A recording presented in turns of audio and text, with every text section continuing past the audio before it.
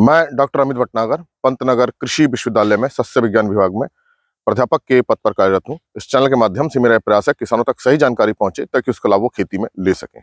आज जो मैं बात करना चाहता हूँ कि आलू का बुआई का समय है, तो आलू की अच्छे उत्पादन के लिए हमें कितनी दूरी पे इसको बोना चाहिए और शुरुआत में जो बेसल डोज है, जो बुआई के समय हम जो उर्वरक देते हैं, वो हमें कितनी मात्रा रखनी चाहिए, क्योंकि इसमें देखिए फास्फोरस और पोटेशियम की बहुत ज्यादा आवश्यकता होती है आलू में।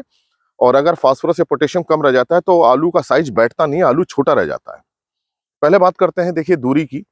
तो देखिए जो आलू हमको बोना है वो मेड़ पे बोना है। जैसे आप देख रहे हैं ये मेड़ बनी है, ये मेड़ जो है आपको 2 फुट पे बनानी है। तो आलू की जो सही दूरी है वो 2 फुट की है। 2 फुट की दूरी पे आपको बोना है, मतलब 60 सेंटीमीटर हमारे ये मेड़ से मेड़ की दूरी होनी चाहिए। और आलू का जैसे तो जो दूरी है वो 25 सेंटीमीटर रखनी चाहिए। तो ये एक सही आइडियल स्पेसिंग होती है। 60 सेंटीमीटर पंक्ति से पंक्ति की दूरी, मतलब कतार से कतार की दूरी, जिसे हम इंग्लिश में रो टू रो स्पेसिंग कहते हैं। और ट्यूबर टू ट्यूबर मतलब प्लांट टू प्लांट स्पेसिंग करीब 25 सेंटीमीटर हमको रखनी चाहिए। तो इससे हमें अच्छा उत्पादन मिलता है, आलू को पूरा मौका मिलता है, पूरी जगह मिलती है उसको बैठने के लिए और अच्छा साइज मिलता है। ये तो मैंने आपको दूरी की बात बताई। अगर हम देखिए एनपीके की बात करें तो अभी जैसे मैंने आपको बताया, इसमें अच्छी खासी मात्रा में नाइट्रोजन, फास्फोरस, पोटेशियम चाहिए, क्योंकि आलू के अंदर स्टार्च बनता है। और स्टार्च बनने के लिए, इसकी ट्यूबर की ग्रोथ के लिए पोटेशियम का, फास्फोरस का और नाइट्रोजन तीनों का अच्छी मात्रा में होना बहुत जरूरी है। अगर फास्फोरस पोटेशियम कम रह जाता है, आप यूरिया ज्यादा दे देते हैं, तो आलू का साइज नहीं बैठेगा। क्योंकि देखिए आलू नीचे कहाँ रहता है, जमीन में रहेगा, जड़ों में बैठेगा, और पत्तियां ऊपर रहती हैं। तो जो ऊपर का जो भोजन बन रहा है पत्तियों में, वो नीचे जड़ तक जाता है। उसको ले जाने के लिए ताकत चाहिए, मतलब फास्फोरस चाहिए। एंजाइम्स चाहिए, मतलब पोटेशियम चाहिए। पोटेशियम एंजाइम को बढ़ाता है, फास्फोरस ताकत को बढ़ाता है, और अच्छी तरह से पत्तियां बने, उसका विकास हो, उसके लिए नाइट्रोजन चाहिए। तो तीनों ही तत्व का एक सही अनुपात होना बहुत जरूरी है। तो जो उत्तरी भारत के जो क्षेत्र हैं, नॉर्दर्न इंडिया के जो प्लेन्स हैं, वहां जो अगर हम आलू की बुआई कर रहे हैं, तो वहां 1 एकड़ में हमें करीब 125 किलो एनपीके 12-32-16 वाला जो ग्रेड है, 12-32-16 का जो ग्रेड है, वो हमें 125 किलो 1 एकड़ में डालना चाहिए। तो 125 किलो का मतलब हुआ, हमारी एक बोरी अगर 50 किलो की है तो 2 बोरी में 100 किलो आएगा, फिर आधी बोरी में 25 किलो आएगा, मतलब कि 2.5 बोरी जो है एनपीके 12-32-16 की बुआई के समय देनी चाहिए। तो इससे नाइट्रोजन, फास्फोरस, पोटेशियम जाएगा। इसके साथ साथ नाइट्रोजन और पोटेशियम की पूर्ति करने के लिए हमें यूरिया देनी पड़ेगी, और 35 किलो यूरिया हमें देनी चाहिए। तो ध्यान रखें, यूरिया बहुत ज्यादा नहीं देनी है। ऐसा नहीं है पूरा कट्टा डाल दें, पूरा जो बैग हो 45 किलो का होता है, हमें यहाँ पे जो यूरिया डालनी है केवल 35 किलो डालनी है।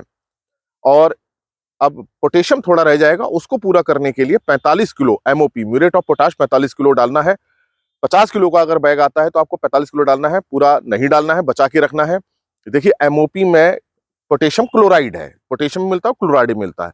अगर आलू में क्लोराइड बहुत ज्यादा चला जाता है तो आलू की क्वालिटी खराब हो जाती है, इसलिए सारा का सारा पोटेशियम हमें एमओपी से नहीं देना चाहिए। आलू में इस बात का ध्यान रखें कि अगर आप सारा का सारा पोटेशियम एमओपी से देंगे तो बहुत ज्यादा मात्रा में क्लोराइड चला जाएगा, और ये क्लोराइड जो जो क्लोरीन है, जब पौधे के अंदर जाती है तो स्टार्च बनने को रोकती है, उसके पूरा नहीं होने देती स्टार्च को। उस कारण से आलू में गीलापन रहता है, इसलिए सारा का सारा पोटेशियम एमओपी से नहीं देना है। तो मैंने आपको बताया कि जो एमओपी आपको 1 एकड़ में देना है वो 45 किलो देना है, मतलब एक बैग में 5 किलो कम कर लीजिए। एक बैग अगर 50 किलो का आता है तो उसमें से केवल आपको 45 किलो देना है, पूरा नहीं देना है। फिर इस बात को समझ लीजिए, एनपीके 12-32-16 जो है वो आपको 125 किलो 1 एकड़ में देनी है, यूरिया 35 किलो देनी है 1 एकड़ में, और एमओपी 45 किलो देना है 1 एकड़ में। तो ये आप बुआई के समय दे दीजिए। यहाँ पर सारा फास्फोरस पोटेशियम हो जाएगा। बाकी जो नाइट्रोजन है वो हमें यूरिया के माध्यम से, जब इसमें मिट्टी चढ़ाएंगे तब हमको देनी चाहिए। मिट्टी चढ़ाते समय यूरिया हमको करीब 70 किलो 1 एकड़ में देनी चाहिए। तो इससे पूरा हमारा एनपीके पूरा हो जाता है।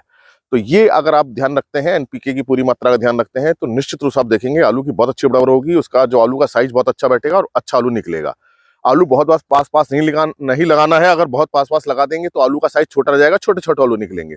इसलिए जैसे मैंने शुरू में बताया, जो मेड़ से मेड़ की दूरी 2 फुट रखनी है, और जो आलू आपको बोना है करीब 25 सेंटीमीटर पे बोना है। तो इस तरह से अगर आप शुरुआत से ही ध्यान रखते हैं तो आलू बहुत अच्छा बैठेगा और आपको अच्छी उपज मिलेगी। आशा है मेरी बात आपकी समझ में आई होगी कि हमें कितनी दूरी पर आलू बोना है और कितना हमें एनपीके, यूरिया, एमओपी डालना है। इसी प्रकार के लेक्चर्स को देखने के लिए कृषि किसान प्लेलिस्ट देखिए, और अगर चैनल सब्सक्राइब नहीं किया तो सब्सक्राइब कीजिए। धन्यवाद।